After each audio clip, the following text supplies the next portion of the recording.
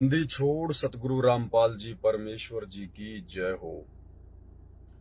परमपिता परमात्मा सारी सृष्टि के रचनहार, कुल मालिक, असंख्य ब्रह्मांडों के स्वामी, जगत गुरु, तीनों लोकों में प्रवेश करके सबका धारण पोषण करने वाले राजाधिराज, आत्माधार, नाथों के नाथ, देवों के देव महादेव, सर्वेश्वर महेश्वर, मृत्युंजय, अजरो अमर, आदि अनादि सनातनी प्रभु, जगत पिता जगदीश्वर, श्री श्री 1008 की उपाधि के वास्तविक अधिकारी, अकाल मूर्त शब्द स्वरूपी राम वासुदेव, सर्वगतम ब्रह्म, परम पूज्य, प्रथम पूज्य, परम संत, परम पुरुष, परम धनी, परम दयालु, सत्य कबीर, हक्का कबीर, अल्लाहु कबीर, अल्लाहु अकबर, बाखबर, अल्लाह ताला, जगत के तारणहार, जगत के मुक्तिदाता, जगत के जगन्नाथ, हारे के सहारे, हिंदुओं के राम, मुसलमानों के अल्लाह, सिखों के वाहिगुरु, ईसाइयों के मसीह,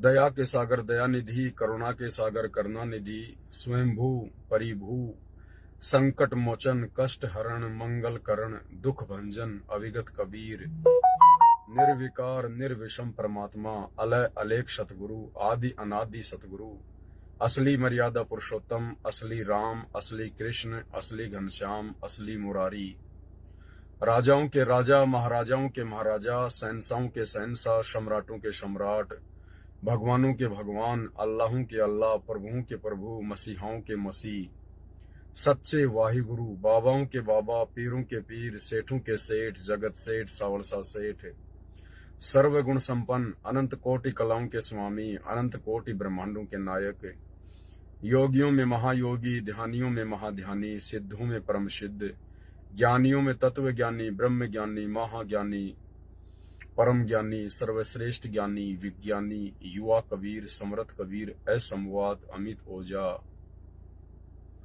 सच्चे रहनुमा, करीम अल्लाह, सुभान अल्लाह, दुनिया की अंतिम पैगंबर, 8 सितंबर 1951 से गांव धनाना, जिला सोनीपत, हरियाणा, भारतवर्ष की पवित्र भूमि पे प्रकट रियल कल्कि भगवान श्री नारायण साकार हरि, श्री बाबा साहेब संत श्रोमणी सतगुरु रामपाल जी परमेश्वर जी के चरण कमल में साध संगति से जुड़े हुए आप और हम सभी सत्सेवक भाई बहनों का अनंत कोटि दंडोत प्रणाम।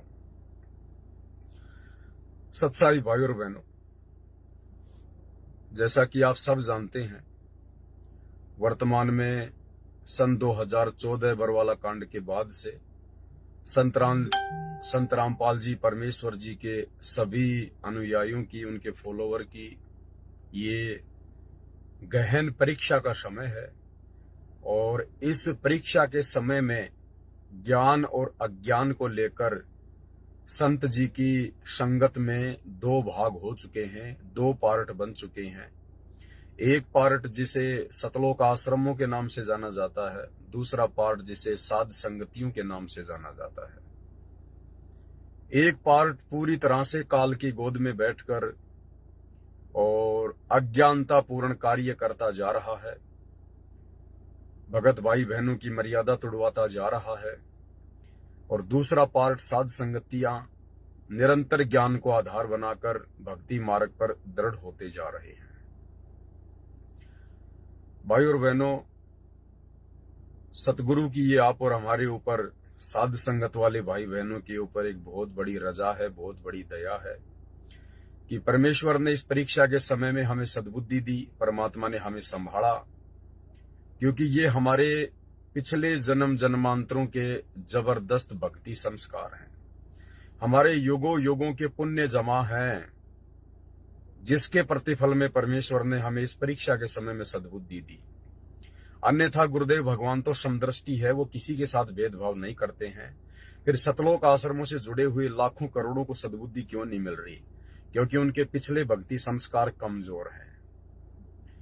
भाई और बहनों, जैसा कि आप सब जानते हैं कि हर साल नवंबर के महीने में सतलोक आश्रम मैनेजमेंट हरियाणा के द्वारा, अर्थात पूज्य गुरुदेव जी के कलयुगी काल प्रेरित परिवार के द्वारा, इन सभी सतलोक आश्रमों में दिव्य धर्म यज्ञ दिवस मनाया जाता है। दिव्य धर्म यज्ञ दिवस,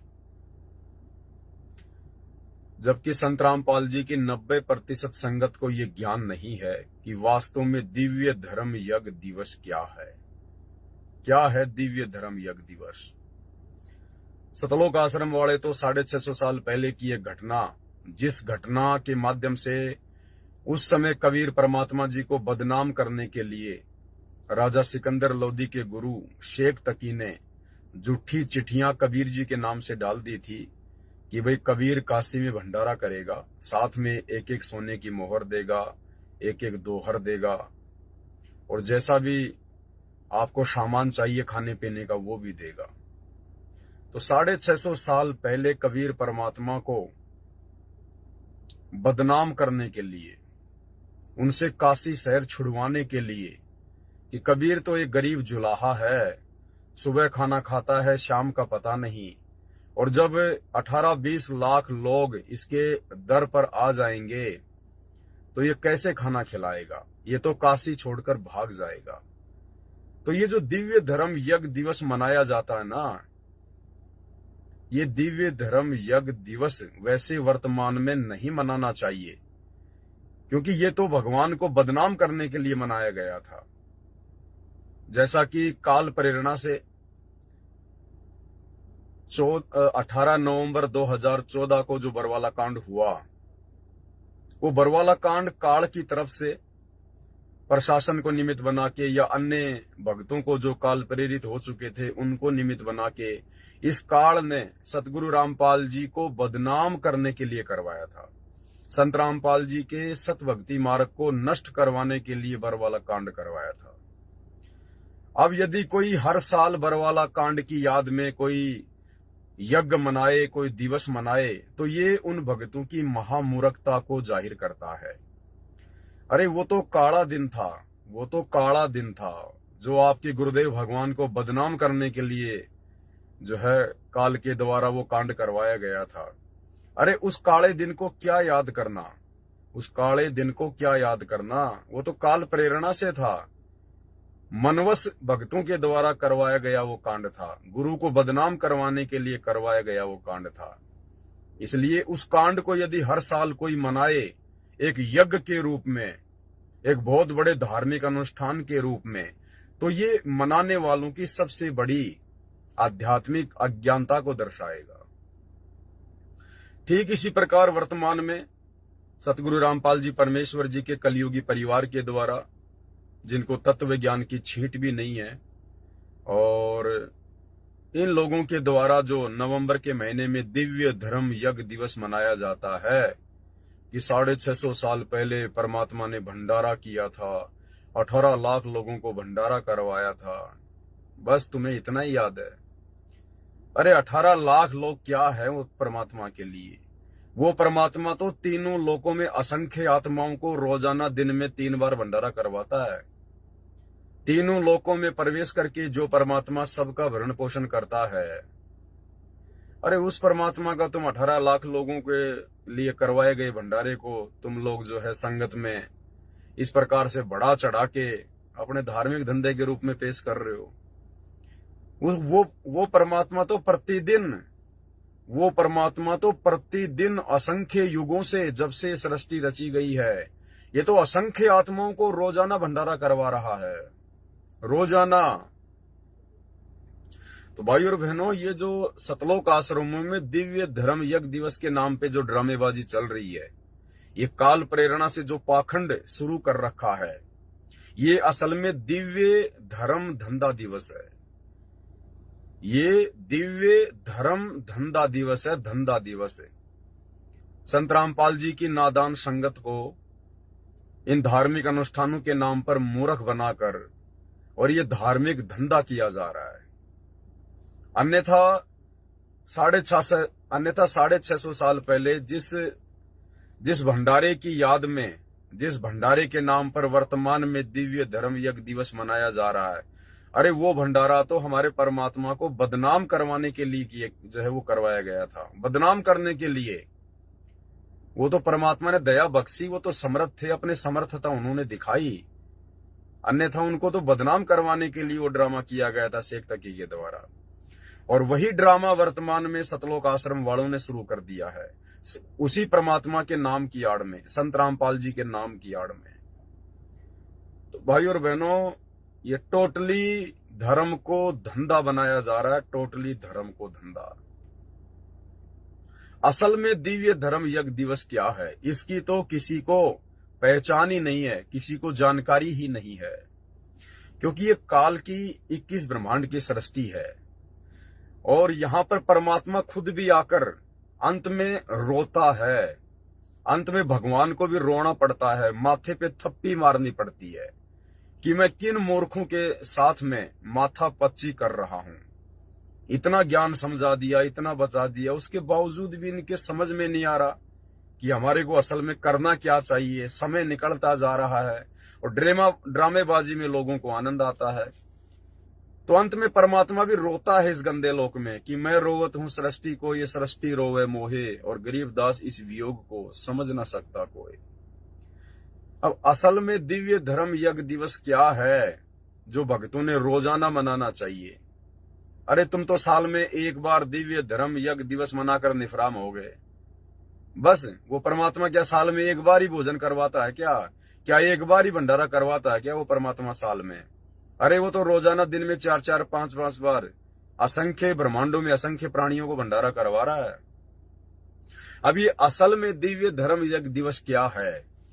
भाई और बहनों, गीता जी अध्याय 3 श्लोक नंबर 13 के अनुसार, जो साधक अपने गुरु को इष्ट रूप में मानकर उनकी पूजा करेगा और जो परमात्मा के विधि विधान अनुसार गुरु को ही इष्ट मानकर प्रतिदिन जो अपने गुरुदेव को भोग लगाएगा और गुरुदेव के भोग लगने के बाद जो बचा कुछ अन्न है वो प्रसाद रूप में खाएगा, भंडारे के रूप में खाएगा, असल में वो दुनिया का सबसे बड़ा दिव्य धर्म यज्ञ दिवस है। ये सबसे बड़ा दिव्य धर्म यज्ञ दिवस है। ये है वो शास्त्र अनुकूल सत भक्ति दिव्य धर्म यज्ञ दिवस। तो इस पूरी सृष्टि में, 21 ब्रह्मांड में और इस पृथ्वी पर वर्तमान में यदि वास्तव में कोई दिव्य धर्म यज्ञ दिवस मना रहा है, प्रतिदिन मना रहा है, परमेश्वर के विधि विधान अनुसार मना रहा है, तो केवल सत्सेवक भाई बहन है जो गीता जी अध्याय 3 श्लोक 13 के अनुसार अपने गुरु को ही इष्ट मानकर प्रतिदिन उन्हें भोग लगाते हैं। वो सबसे बड़ा दिव्य धर्म यज्ञ दिवस है। उससे बड़ा दिव्य धर्म यज्ञ दिवस सृष्टि में कोई दूसरा नहीं है। और उन आश्रमों में केवल दिव्य धर्म यज्ञ दिवस के नाम पे धार्मिक धंधा किया जा रहा है। वहां गुरुदेव को इष्ट मानकर भोग नहीं लगाया जाता है, वहां गुरु को परमात्मा मानकर भक्ति नहीं की जाती है, वहां इष्ट माना जाता है। कबीर जी 650 साल पहले जिस रूप में आए थे उस रूप से मिलती जुलती एक हाथ से बनाई हुई नकली काल्पनिक मुर्दा फोटो, उस कागज के टुकड़े को भगवान मानकर कि भाई ये कबीर जी की फोटो है, उस नकली कबीर को भगवान मानकर सिर्फ काल प्रेरणा से ड्रामेबाजी की जा रही है। भगत भाई बहनों का अनमोल समय बर्बाद करवाया जा रहा है। भगत भाई बहनों की अनमोल श्वासें बर्बाद करवाई जा रही है और भक्तों को दान धर्म और ज्योति पाठ के नाम पर बलि का बकरा बनाया जा रहा है। वो कोई दिव्य धर्म यज्ञ दिवस नहीं है, उसका किसी भी प्रकार का कोई बेनिफिट नहीं मिलने वाला है इस भक्ति मार्ग में, क्योंकि ये ज्ञान मार्ग है, सत भक्ति मार्ग है, मोक्ष मार्ग है। इस मार्ग में हमने वही क्रिया करनी पड़ेगी जो क्रिया शास्त्र विधि के अनुसार है। तो ये जो दिव्य धर्म यज्ञ दिवस इन सतलोक आश्रमों में काशी वाले भंडारे की याद में बनाया जा रहा है, ये शास्त्र विधि को त्याग के मनमाना आचरण किया जा रहा है, मनमाना आचरण काल प्रेरणा से। और इससे भक्तों को नुकसान ही नुकसान होगा, नुकसान ही नुकसान। ठीक है, जब तक नुकसान नहीं हो रहा है तो कोई ये ना समझे कि भाई हम जो क्रिया कर रहे हैं वो बिल्कुल सही है, हम पर गुरुदेव भगवान प्रसन्न हैं। नहीं, उल्टी क्रिया तो पूरी दुनिया कर रही है। मंदिरों में जाने वालों की भी उल्टी क्रिया है, मस्जिदों में जाने वालों की भी उल्टी क्रिया है, चर्च और गुरुद्वारों में जाने वालों की भी उल्टी क्रिया है। ये देवी देवताओं की पूजा पाठ और भक्ति करने वालों की भी उल्टी क्रिया है। देवी देवताओं के नाम पर भंडारे करने वालों की भी उल्टी क्रिया है। लेकिन दुख और परेशानियां तो उनके सामने भी नहीं आ रही, और वो लोग भी ये सोच बैठते हैं कि हम जो देवी देवताओं की पूजा कर रहे हैं, जो भंडारे कर रहे हैं, मंदिरों में मस्जिदों में जा रहे हैं, हमारी भक्ति बहुत अच्छी है, भगवान हम पे प्रसन्न है, हमारे काम धंधे बहुत अच्छे चल रहे हैं, हमारे पास बड़ी बड़ी फैक्ट्रियां हैं, हमने राजपद प्राप्त कर लिए इन्हीं देवी देवताओं की पूजा पाठ करते करते। लेकिन असल में आप और हम भगत भाई बहनों को गुरुदेव के ज्ञान आधार से अब पता चल गया कि उनको इन देवी देवताओं की आधी अधूरी भक्ति करते करते, शास्त्र विरुद्ध साधना करते करते, ये भंडारे करते और करवाते जो थोड़े बहुत लाभ प्राप्त हो रहे हैं, कोई मंत्री बन गया है, किसी की फैक्ट्री लग गई है, किसी के घर में लॉटरी लग गई है, कोई बहुत बड़ा पैसे वाला बन गया, किसी का काम धंधा बहुत अच्छा चल रहा है, असल में ये उनको उन्हीं के पिछले जन्मों की भक्ति के प्रतिफल में ये काल उनको जो भी धन संपदा है वो दे रहा है, सुख दे रहा है। वर्तमान में उनको किसी भी प्रकार का लाभ जो क्रिया वो कर रहे हैं उससे आने वाले समय में नहीं मिलने वाला है। और जब तक उनकी पिछली बैटरी चार्ज है, उनके पिछले पुण्य संचित हैं, तब तक वो चाहे देवी देवताओं की भक्ति करें ना करें, चाहे भंडारे करें ना करें, चाहे रोजाना शराब के ठेके खोलें, चाहे शराब पिएं, चाहे मांस खाएं, उनका बाढ़ भी बाका नहीं होगा। और जिस दिन उनके पिछले पुण्यों वाली बैटरी खर्च हो जाएगी, समाप्त हो जाएगी, उस दिन के बाद फिर उनकी दुर्गति जग जाहिर होती है। एक्सीडेंट में मरते हैं, रोड पर चिपक जाते हैं, किसी का पैर कट गया, किसी का हाथ कट गया, किसी की आंखें फूट गई, कोई बीमारी में हॉस्पिटल में तड़प रहा है। फिर ये क्यों हुआ भाई?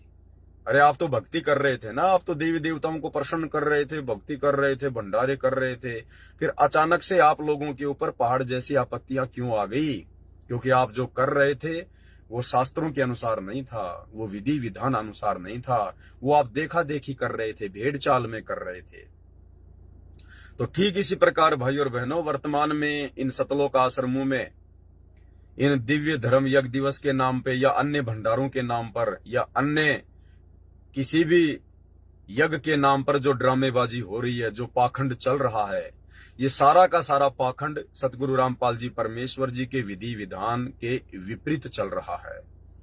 और ये भगत भाई बहन समझ रहे हैं कि हम तो बिल्कुल सही भक्ति कर रहे हैं, हमारे को लाभ भी हो रहे हैं, विशेष कोई नुकसान भी नहीं हो रहा है।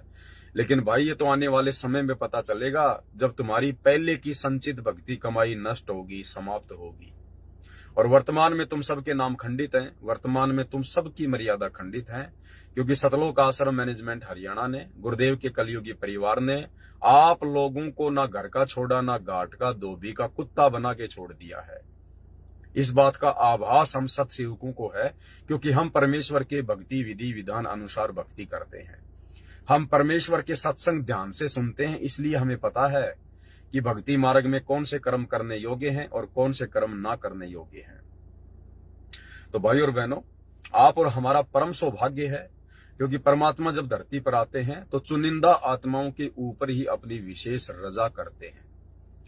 मालिक कहते हैं ना कि भाई गोता मारूं स्वर्ग में, जा बैठूं पाताल, और गरीब दास ढूंढता फिरूं अपने हीरे मोती लाल। बाकी यहां पर कबाड़ है, कबाड़, और ये परमात्मा उस कबाड़ का सौदागर नहीं है, परमात्मा तो भक्तों का सौदागर है, भक्ति का सौदागर है। तो हीरे मोती लाल जो परमेश्वर ने छांटने थे भक्ति करवाने के लिए, सतलोक के योग्य बनाने के लिए, वो परमेश्वर ने सत्सेवकों के रूप में छांट लिए हैं। और निरंतर साध संगतियों के माध्यम से परमात्मा हमारे विश्वास को दृढ़ कर रहे हैं। और परमेश्वर ने हमारी बुद्धि ओपन की है, हमारा ज्ञान योग खोल दिया है। हम लोग आज इन सब घटनाओं के ऊपर विचार विमर्श कर सकते हैं कि क्या सही है और क्या गलत है। अन्यथा लाखों की संगत को अभी कुछ नहीं पता कि वो क्या कर रहे हैं, भेड़ चाल में चल रहे हैं। तो सबसे बड़ा दिव्य धर्म यज्ञ दिवस वर्तमान में सतगुरु रामपाल जी की संगत में साध संगतियों से जुड़े हुए सत्सेवक भाई बहन मना रहे हैं, और रोजाना मना रहे हैं, और दिन में 2-2 बार, 3-3 बार, 4-4 बार मना रहे हैं। सुबह 7-8 बजे परमेश्वर को भोग लगता है नाश्ते का, सुबह सुबह उठते ही हम लोग दिव्य धर्म यज्ञ दिवस मनाते हैं। फिर 11-12 बजे के आसपास या जैसा भी जिसकी व्यवस्था है 10 बजे या 9 बजे गुरुदेव भगवान को इष्ट रूप में मानकर उनको भंडारे का भोग लगाया जाता है भोग की आरती के साथ में। तो दोपहर में भी हम लोग दिव्य धर्म यज्ञ दिवस मनाते हैं। फिर शाम को 4-5 बजे के आसपास गुरुदेव को फल फ्रूट का या जूस का या मेवे राम का जैसा भी जिसकी व्यवस्था है भोग की आरती के साथ इष्ट रूप में मानकर भोग लगाया जाता है। हम लोग शाम के समय भी दिव्य धर्म यज्ञ दिवस मनाते हैं। और फिर रात्रि 7-8 बजे के आसपास फिर परमेश्वर को भंडारे का भोग लगता है भोग की आरती के साथ इष्ट रूप में मानकर। फिर रात्रि में भी हम लोग दिव्य धर्म यज्ञ दिवस मनाते हैं। तो असल में यदि कोई दिव्य धर्म यज्ञ दिवस मना रहा है तो सतगुरु रामपाल जी के साथ संगति से जुड़े हुए फॉलोवर हैं। अन्यथा भाई और बहनों, हर जगह ड्रामेबाजी हो रही है, पाखंडबाजी हो रही है। ये परीक्षा का समय है। सतगुरु रामपाल जी भगवान किसी को कुछ नहीं कहेंगे। जो जैसा करेगा अंत में उसका परिणाम उसके सामने रख देंगे कि बेटा देखो मैंने तो समझा दिया था, 30 साल से मैंने ज्ञान दिया, अब मैंने सत्संग कर दिए तो सुनने तो तुम्हें पड़ेंगे ना। ये थोड़ी कि गुरु सत्संग करेगा और गुरु ही सुनेगा। अरे गुरु ने सत्संग कर दिए अपने भक्तों को सुनने के लिए, विचार विमर्श करने के लिए, उन सत्संगों पर अमल करने के लिए, चिंतन मनन करने के लिए। वो लाखों की संगत ने किया नहीं। तो परमात्मा कह देगा बेटा मैंने तो मेरी तरफ से कोई कमी छोड़ी नहीं थी, कमी रही तो तुम्हारी रही, सत्संग सुनने की, चिंतन मनन करने की, निष्कर्ष निकालने की। अब मेरी क्या गलती है? जैसा तुमने बीज बोया है अब फल तो वैसा ही लगेगा और वैसे ही परिणाम फिर इस संगत को भोगने पड़ेंगे। तो भाई और बहनों, आप ये ना सोचो कि परमात्मा धरती पे आता है तो उसी समय पूरे प्राणियों को सतलोक ले जाता है, सबको पार कर ले जाता है। परमेश्वर की अमर वाणियां जो आज हमें दी गई हैं तीनों समय की आरतियों में, ये चुनिंदा वाणियां हैं। गरीबदास जी के ग्रंथ साहिब में जो 24,000 वाणियां हैं और कबीर सागर जो 1800 पेज का है उसमें कितनी वाणियां हैं। इन दोनों में से मिलाकर सतगुरु रामपाल जी ने हमें जो 3 समय की आरती बनाकर दी हैं, जो 200-250 वाणियां दी हैं, ये चुनिंदा वाणियां हैं। प्रत्येक वाणी पे हमको अमल करना पड़ेगा। और क्या बताया गुरुदेव ने कि यह संसार विघन की घाटी, कोई निकलेगा बिरला सूर। हम भोग लगाते हैं ना परमात्मा को, हमारे गुरु चरणों की धूर, तो उसमें क्या कहते हैं परमात्मा, यह संसार विघन की घाटी, कोई निकलेगा बिरला सूर। कोई बिरला ही होगा, कोई सूरमा संत होगा जो सतगुरु से उपदेश लेकर और इस काल की सूक्ष्म चाल से बच पाएगा, आजीवन मर्यादा में रहकर गुरु को इष्ट मानकर जो भक्ति सफल कर पाएगा। ये संसार विघन की घाटी, विघन की घाटी यानी बहुत बड़ा लफड़ा है। यहाँ पर काल का बहुत बड़ा बखेड़ा है।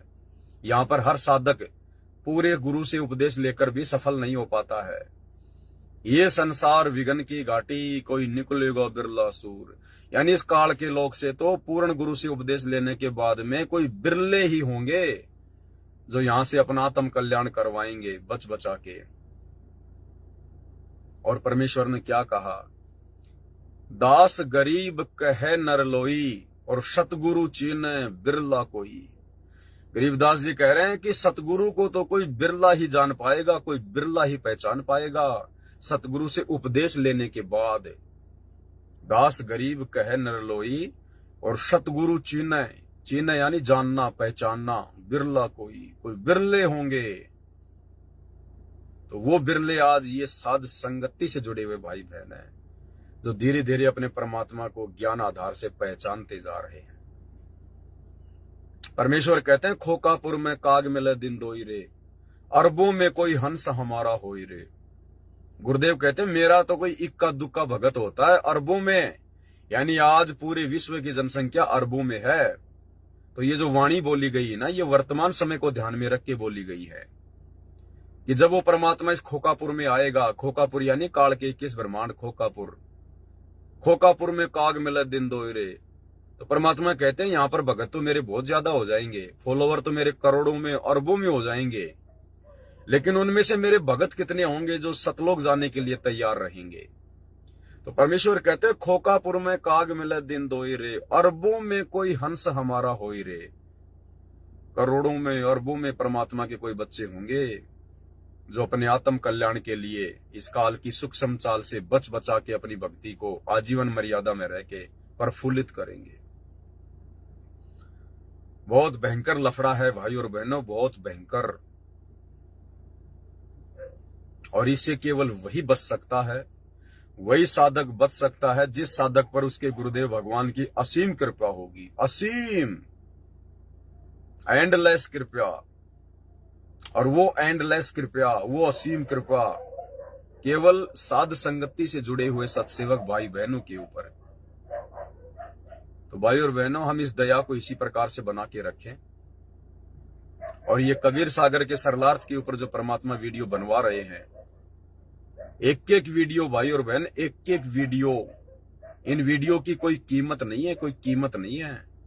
अगर ये तीनों लोक भी एक तरफ रख दिए जाए, पृथ्वी, पाताल और आकाश, ये स्वर्ग लोक, और ये सात संगति का एक एक वीडियो अगर एक तरफ रखा जाए, तो इन तीनों लोकों का वजन कम है, क्योंकि ये तीनों लोग तो जेल हैं। और ये सात संगति के वीडियो हमारे विश्वास को बढ़ाकर हमें जेल से बाहर निकालने में हमारी मदद करेंगे।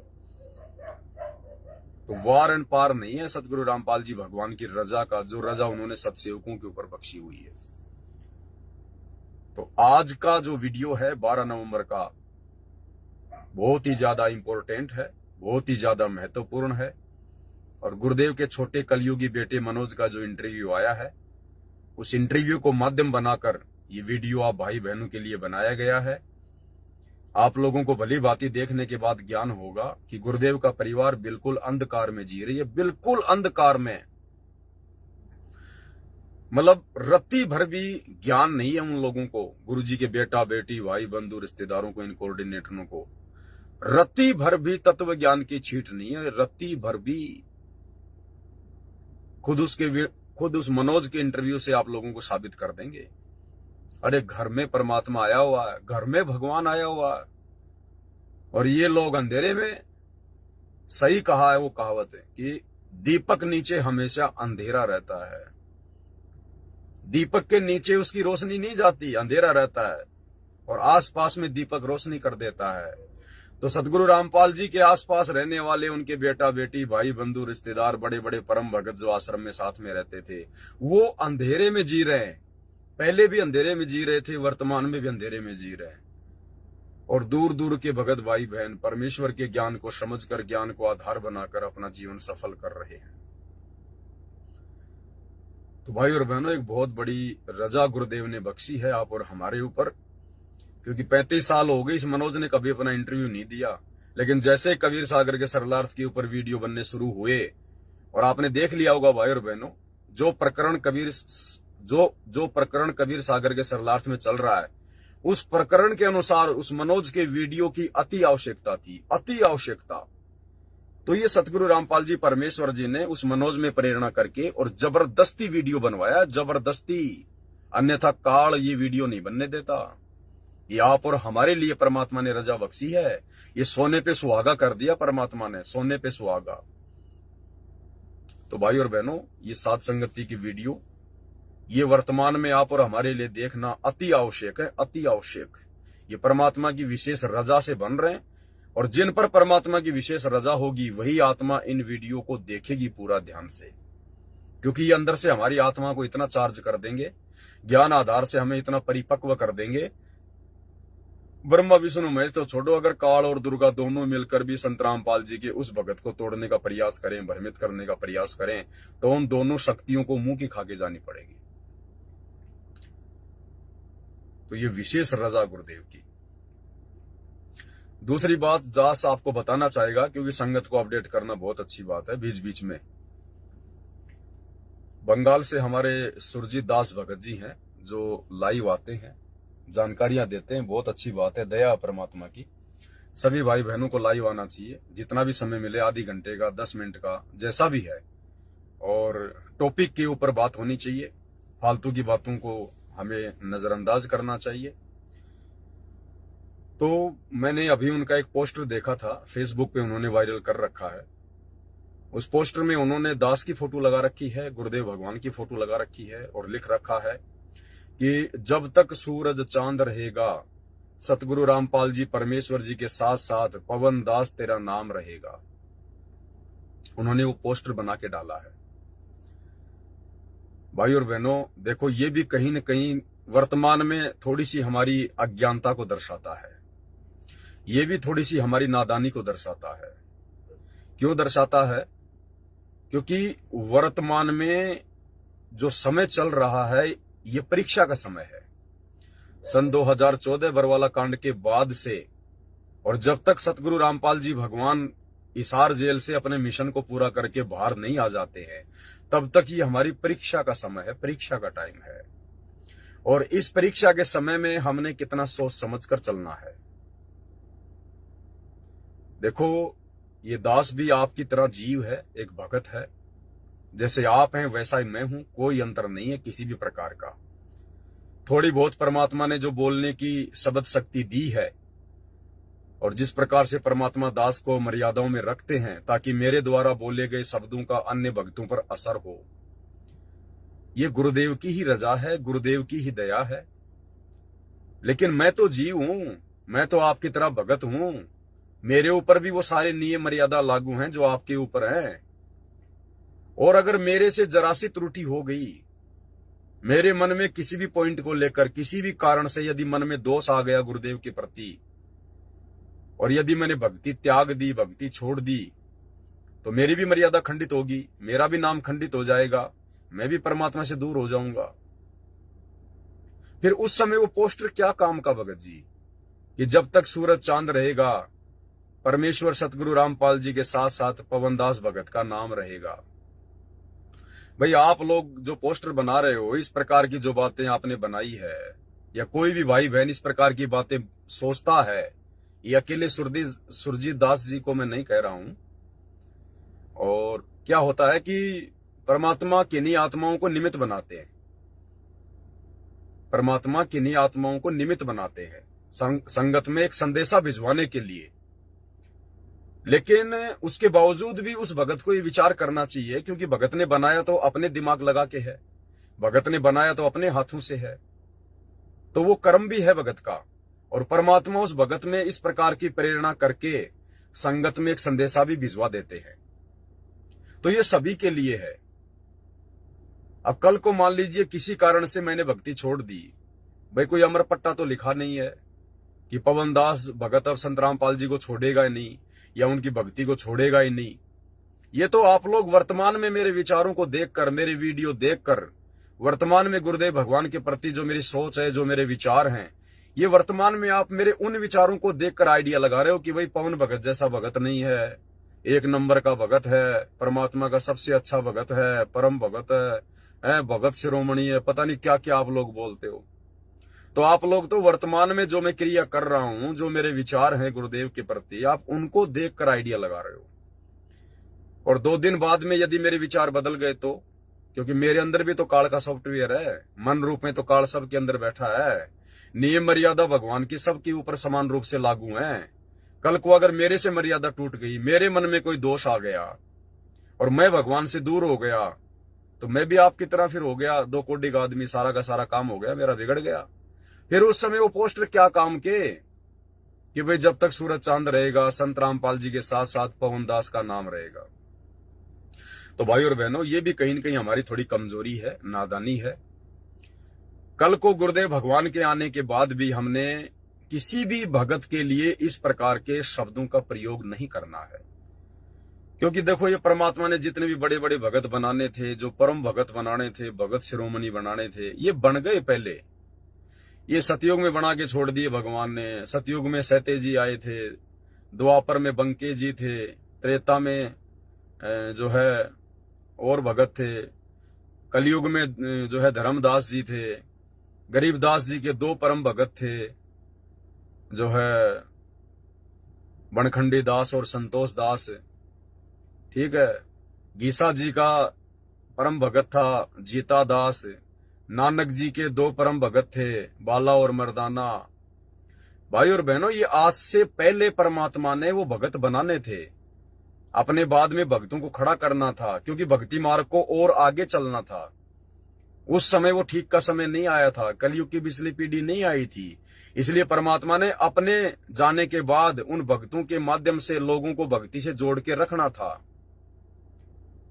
इसलिए परमात्मा ने वो परम भगत बनाए ताकि दुनिया उनके पीछे लगी रहे, उनकी भगवान और भक्ति में आस्था बनी रहे।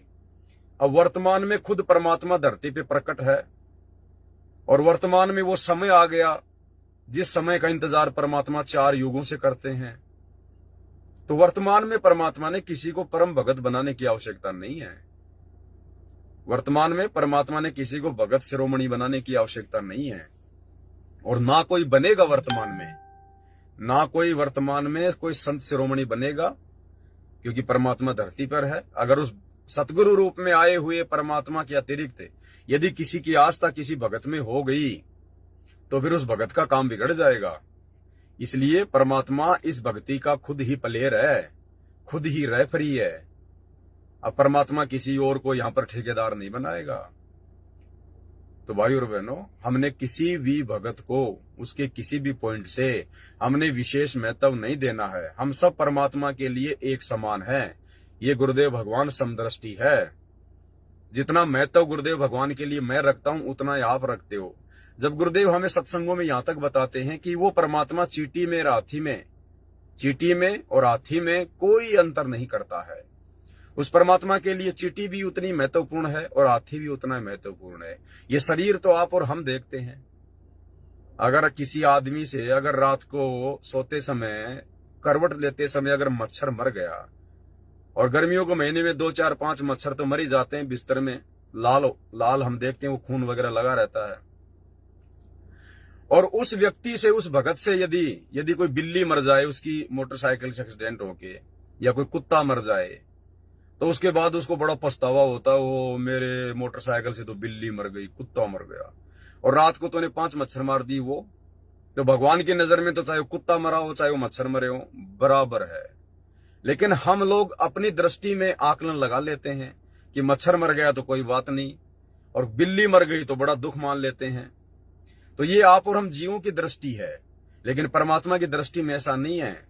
सूक्ष्म से सूक्ष्म जीव और बड़े से बड़ा हाथी जैसा जीव उस परमात्मा की नजर में एक समान है, क्योंकि परमात्मा उनके अंदर वास करने वाले अपने अंश को देखते हैं, अपनी आत्मा को देखते हैं। परमात्मा उस शरीर को नहीं देखते। वो शरीर तो मिट्टी है, वो तो हाड़ मांस का लोथड़ा है।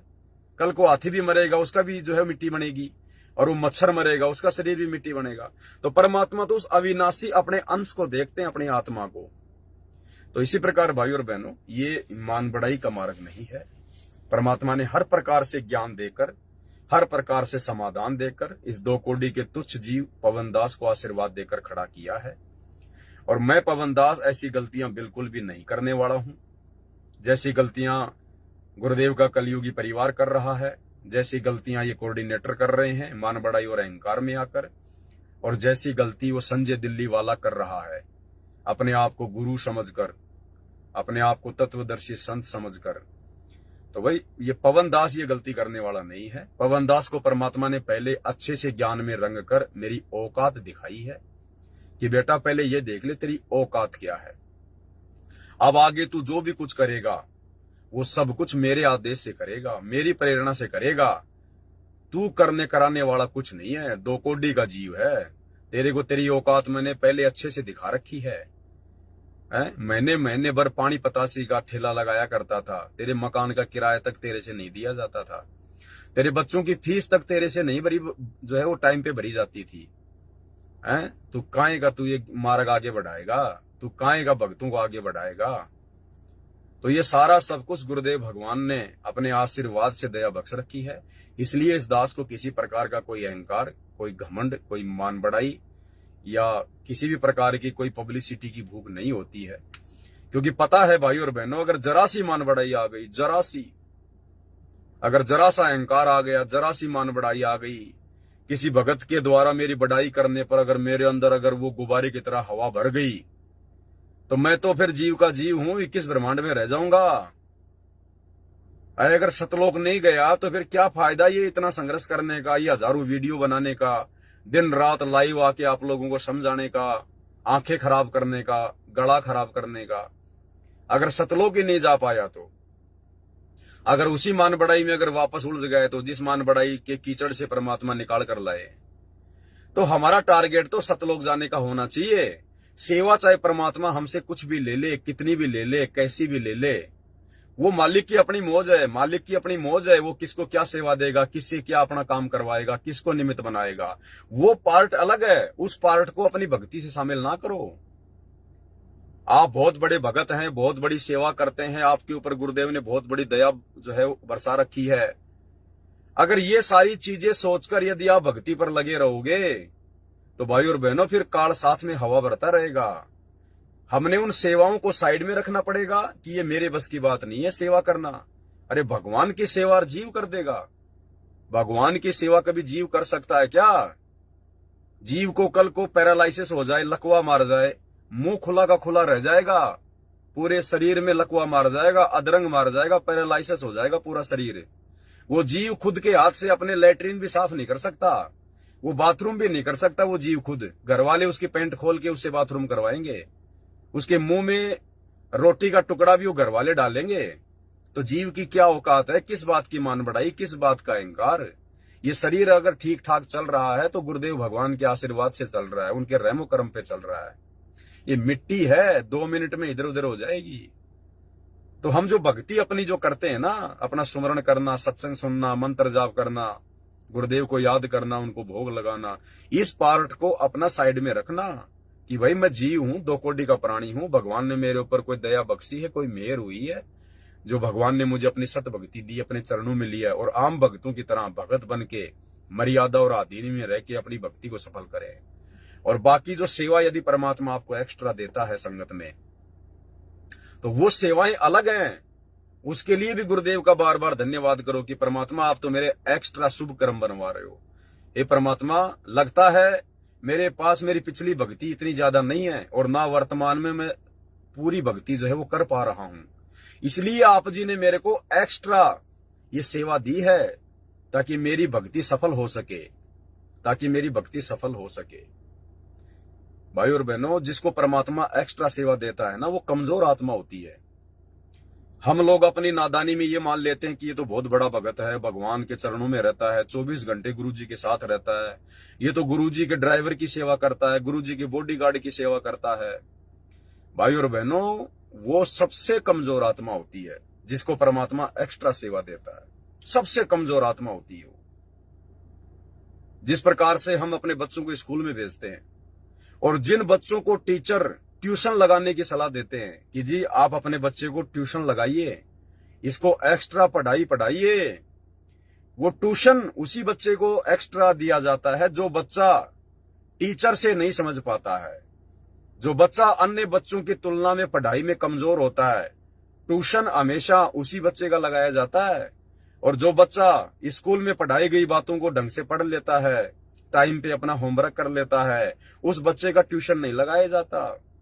अब कोई ये सोच ले कि यार ये तो देखो स्कूल में भी पढ़ता है, स्कूल के बाद में 2 घंटा ये तो ट्यूशन भी जाता है, ये तो बहुत माइंडेड आदमी है, बहुत आगे बढ़ेगा। नहीं, अरे वो तो कमजोर है, उसकी पढ़ाई की पूर्ति करवाने के लिए उसको ट्यूशन लगाया गया है।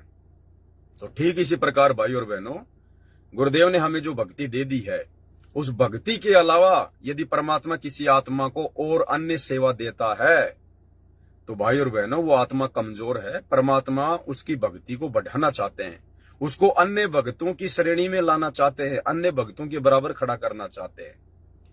तो इस पवन दास के अलावा आप जितने भी सत्सेवक भाई और बहनों, आप परमात्मा की विशेष आत्मा हो।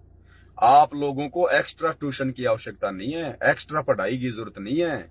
ये तो इस पवन दास को, इस कुत्ते को एक्स्ट्रा पढ़ाई की आवश्यकता है, जो परमेश्वर ने ट्यूशन दे रखा है, एक्स्ट्रा सेवा दे रखी है। इसलिए किसी भी भगत भाई को उनकी सेवाओं को देखकर या उसके विशेष कोई गुण होते हैं तो भाई उनको देखकर हमने विशेष महत्व नहीं देना है, हमने समान रूप से बर्ताव करना है। अब चलो ठीक है, पवन दास के ऊपर तो थोड़ी बहुत ज्ञान की परमात्मा ने दया की हुई है। अगर इस प्रकार की बातें हम किसी अन्य दूसरे भगत भाई बहन के लिए अगर लिख दें जिसको ज्ञान पूरा है नहीं और छोटी मोटी कोई अच्छी खासी सेवा वो कर रहा है, और उसके लिए अगर हम लिख दें कि भाई जब तक सूरज चांद रहेगा सतगुरु रामपाल जी परमेश्वर के साथ फला फला भगत का नाम रहेगा, तो वो भगत तो फूल जाएगा, वो तो मान बढ़ाई में आ जाएगा, और मान बढ़ाई में आके जैसी भक्ति कर रहा है वो तो उसको भी समय पे नहीं करेगा कि यार जब भगत ये लोग ये कह रहे हैं कि यार मैं इतना बड़ा भगत हूं, है तो वो तो फूल जाएगा मान बढ़ाई में आके, तो फिर आप भी दोषी बनोगे और वो भी दोषी बन गया। तो हमने अपने गुरुदेव भगवान की जो है वो प्रशंसा के अलावा, अपने गुरुदेव भगवान की वाहवाही के अलावा, ठीक है सुरजीत दास भगत जी का कोई ऐसा मकसद नहीं है कि मैं पवन दास को अपने गुरुजी से ज्यादा महत्व दे रहा हूं या गुरुजी के जो अमल की बराबर उनको महत्व दे रहा हूं, नहीं, ऐसा उनका कुछ नहीं है। वो तो वर्तमान में जो सेवाएं परमात्मा ने दास को बख्शी हैं उन सेवाओं के आधार से कि भाई देखो परमात्मा ने इस पवन दास को निमित्त बना के आप और हम भगत भाई बहनों के लिए, सारे भाई बहनों के लिए देखो कितनी अच्छी जो है मतलब जो है दया बख्शी है। परमात्मा इससे वीडियो बनवा रहे हैं, इसकी वीडियो देख के हमारा विश्वास जो है दृढ़ होता जा रहा है, परमात्मा की कोई रजा है। वो ये सब बातें बोल के वो ये पोस्टर वोस्टर उन्होंने बनाया है। लेकिन फिर भी हमने अन्य भक्तों के ज्ञान योग को देखते हुए और हमने इस प्रकार की बातें नहीं करनी है भाई और बहनों, क्योंकि अन्य भगत तो क्या, भगत तो अभी भगत है नहीं। अभी जो भगत परमात्मा बनाना चाहते हैं, जिस प्रकार के भगत बनाने के लिए गुरुदेव सतलोक से चलकर आए हैं, अभी वो भगत बने नहीं है ना, अभी भक्तों के घर बहुत दूर है। ये तो गंदगी है, गंदगी। आप और हम कितनी गंदगी में सने हुए थे, कितने कुविचारों में, कुकर्मों में सने हुए थे। परमात्मा ने धो मांझ के सत्संग की चोट लगा लगा के साफ किया है, और हमारे को साफ करते करते, हमारी उस कुकर्मों की गंदगी को साफ करते करते परमात्मा के खुद के दामन पे दाग लग गए। करोथा कांड हो गया, बरवाला कांड हो गया, परमात्मा की खुद की बदनामी हो गई। हमारे को समझाते समझाते, हमारा कीचड़ साफ करते करते परमात्मा पे कीचड़ लग गया। तो कहने का मतलब है भाई और बहनों, हम सभी एक ही कैटेगरी के हैं, हमारे में कोई विशेष नहीं है, और ना हमने किसी को विशेष समझना है, ना किसी को विशेष महत्व देना है। हमने केवल अपने गुरुदेव भगवान को महत्व देना है। हमारे गुरुदेव भगवान ही विशेष हैं, वाहवाही के पात्र हैं, और जो भी कुछ हम लिखें अपने परमात्मा की प्रशंसा में लिखेंगे तो हमें कुछ बेनिफिट मिलेगा। अगर हम गुरुदेव भगवान की बड़ाई में, उनकी प्रशंसा में लिखेंगे तो वो सत्य होगा, क्योंकि पूरी सृष्टि में विशेष महिमा के योग्य और विशेष जो है चर्चा के योग्य हमारे गुरुदेव भगवान है, निसंशय, नो डाउट। तो उस परमेश्वर के लिए यदि हम कुछ लिखेंगे, उनकी महिमा में कुछ लिखेंगे, उनकी बड़ाई में कुछ लिखेंगे, तो हमारे पुण्य पुण्य बनेंगे। और भगत के लिए लिखेंगे तो बनेगा कुछ नहीं, बनेगा कुछ नहीं। दूसरे भक्तों के मन में दोष आ जाएगा कि यार इस पवन भगत को बहुत ज्यादा महत्व दिया जा रहा है यार, हैं? फिर लोग क्या कहेंगे, और देखो यार उन भक्तों की पवन दास के ऊपर आस्था हो गई, वो सूर्य दास की तो पवन दास के ऊपर आस्था हो गई, तो भगत आपस में फिर राग द्वेष में आ जाएंगे। तो इसलिए हमने इस प्रकार की गलतियां नहीं करनी है भाई और बहनों। देखो ये सारी बातें परमात्मा नहीं बताएंगे, परमात्मा के पास इतना समय नहीं होता है। मालिक तो सृष्टि का जो सबसे जो उत्तम ज्ञान है उसको हमारे तक पहुंचाने के लिए आए हैं। अब उसके बाद ये बातें तो परमात्मा ने आपस में सात संगतियों पे छोड़ी है कि भाई मेरे बच्चे फिर आपस में मिलकर बैठकर मेरे ज्ञान को आधार बनाकर फिर इन बातों पे डिस्कस करेंगे, विचार करेंगे, सावधानियां बरतेंगे। और हम भगत भाई बहनी अगर एक दूसरे को उलझाने में लग गए तो बताओ फिर परमात्मा का मिशन कैसे पूरा होगा। तो भाई और बहनों, हमने इस प्रकार की नादानी को छोड़ना होगा और आगे से हम सावधान रहें। आगे से हम किसी भी प्रकार का इस प्रकार के पोस्टर वास्टर बना के, मतलब चाहे मेरे बारे में हो, चाहे किसी और भगत के बारे में हो, कोई भी हो, चाहे कोई कितनी बड़ी सेवा क्यों ना कर रहा है, वो सेवा करवा भगवान रहा है। उस भगत की औकात नहीं है। वो 2 कोड़ी का जीव, वो मिट्टी का पुतला, कल को एक्सीडेंट में मर गया, वो क्या सेवा कर लेगा, क्या कर सकता हो। आज मैं बहुत अच्छा बोल रहा हूं, कल को मेरे को पैरालाइसिस हो गया, मेरा मुंह बांका हो गया, क्या बोल लूंगा मैं, मुंह में से लार गिरेगी है। मैं घर वालों से एक पानी का गिलास भी नहीं मांग सकता बोल के, 4-4 घंटे की वीडियो कहां से बना दूंगा। तो ये गुरुदेव भगवान की शक्ति से, उनके आशीर्वाद से ये सब कुछ भाई और बहनों चल रहा है। तो हमने बहुत ही सावधान होकर चलना है। इस काल को हमने जरा भी मौका नहीं देना कि संगत में गंदगी फैला दे। हाँ, दूसरे भगत भाई बहन अगर इस प्रकार की कोई गंदगी फैलाने का प्रयास करें या कोई अपनी नादानी में अगर इस प्रकार की बातें अगर वो करता है, तो हम सभी भाई बहनों की जिम्मेदारी बनती है, हम ज्ञान को आधार बनाकर सोच समझकर तुरंत उस भाई को या तो नीचे जो है कमेंट्स करें, या उसका फोन नंबर है तो उसको फोन करें कि भगत जी देखो आप और हमारे इस भक्ति मार्ग में ये बात नहीं है, हमने अपने गुरुदेव के अलावा इस प्रकार से अन्य को महत्व नहीं देना है, अन्यथा हमारा काम बिगड़ जाएगा भगत जी। भक्तों की फिर भक्तों के ऊपर आस्था होने लग जाएगी, तो ये दिक्कत हो जाएगी। तो प्यार प्रेम से हमने उन भाई बहनों को समझाना है, हमने उनके उन पोस्टों को आगे नहीं भेजना। अब सुरजीदास भगत जी ने जो पोस्टर बना के डाली है फेसबुक पे, अब कम से कम 80-90 भक्तों ने तो लाइक कर रखा है, बहुत सारे भक्तों ने उसको शेयर कर रखा है। और जैसे दास ने सुबह देखा, जैसे परमात्मा को भोग लगाया, भोग लगने के बाद जब दास ने मोबाइल देखा, क्योंकि मैं थोड़ा लाइव आना चाह रहा था, उसी समय देखा तो वो मेरे सामने आ गया। तो मैंने देखा 80-90 भक्तों ने तो लाइक कर रखा है। तो बताओ, जिन भक्तों ने लाइक किया है, अब बताओ उन्होंने दिमाग तो लगाया नहीं, उन्होंने विचार तो किया ही नहीं कि ये जायज है क्या। जब तक सूरज चांद रहेगा, पवनदास भगत का नाम रहेगा। अरे भैया, यहां तो भगत का नाम मिट्टी में मिल जाए तो अच्छा है। जब तक इस काल के लोग से भगत का नाम मिट्टी में नहीं मिलेगा, वो भगत सतलोक नहीं जाएगा।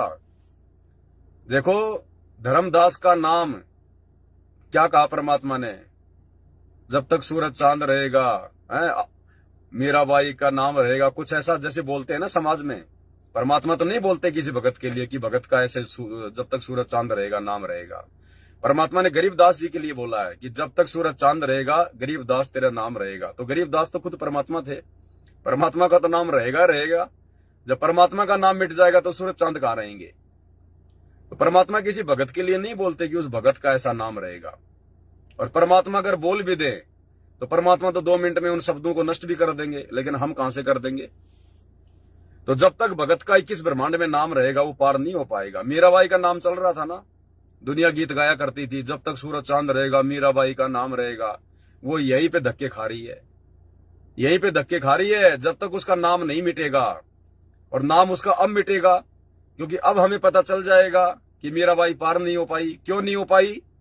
क्योंकि परमात्मा ने मुक्तिबोध में लिखा हुआ है, परमात्मा ने मुक्तिबोध पुस्तक में लिखा हुआ मीराबाई का फिर से जन्म होगा।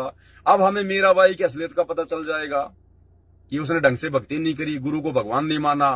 तो हमारी नजरों में वो मीराबाई का वो नाम खत्म हो जाएगा कि काई की मीराबाई, इतनी अच्छी मीराबाई होती तो 650 साल पहले भगवान आके मिला था, भक्ति करके पार हो जाती। आज तक क्यों धक्के खा रही है, माँ के पेट में क्यों जो है नरक भोगते आ रही है। तो आज आप और हमारी नजरों में मीराबाई का वो नाम जिस प्रकार से लोगों ने फैला रखा था, जो महिमा मीराबाई की हो रखी थी, वो समाप्त हो गई। अब मीराबाई आएगी परमात्मा की शरण में, या आ गई होगी। अब मीराबाई का उद्धार हो सकता है अगर मर्यादा में रह के भक्ति करेगी तो। अब वो धर्मदास, अब वो पंडित रामानंद, वो नीरू नीमा, वो सर्वानंद, वो बड़े बड़े भगत, वो सुल्तान अधम, वो नानक जी, जिनके नाम सूरज चांद से भी ऊपर जा रहे थे, जिनको भगत शिरोमणि की उपाधियां दी हुई थी, जिनके नाम पे लोगों ने जो है मंदिर खोल रखे हैं, गुरुद्वारे खोल रखे हैं, रविदास के नाम पे, नानक जी के नाम पे। अब हमें उनका पता चल गया कि उनकी कितनी क्या महिमा है। 2 कोटि के जीव थे, भगवान मिला था उनको, भक्ति की नहीं ढंग से, गुरु को परमात्मा माना नहीं, और यही धक्के खाते हुए आ रहे हैं। अब वो सारे के सारे आएंगे। अब हमें पता चल गया कि काहे के भगत शिरोमणि यही धक्के खा रहे हैं, नरक भोग रहे हैं। अब हमें उनकी औकात का पता चल गया। अब हमारे अंदर उनकी महिमा नहीं बनेगी, क्योंकि हमें असलियत का पता चल गया। अब उनकी महिमा खत्म हो गई, मिट्टी में मिल गई। तो अब उनके पास मौका है पार होने का। अब यदि वो भक्ति करके आजीवन मर्यादा में रह के पार हो जाएंगे, जो इस समय परमात्मा सबको जन्म देगा, किसी को दे दिया होगा, किसी को देगा।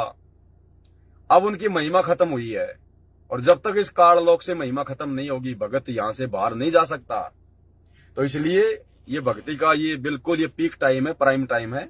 हमने अपने गुरुदेव के अलावा अन्य किसी को महिमा नहीं देनी है, क्योंकि भगत की महिमा पहली बात तो होगी नहीं। अब चाहे कोई अपनी तरफ से कितना प्रयास क्यों ना कर ले, क्योंकि इस तत्व ज्ञान के आगे, ये तत्व ज्ञान जिस आत्मा के अंदर परमात्मा फिट कर देगा ना, फिर उसके गुरुदेव भगवान के अलावा उसको सब कुछ फीका फीका नजर आएगा।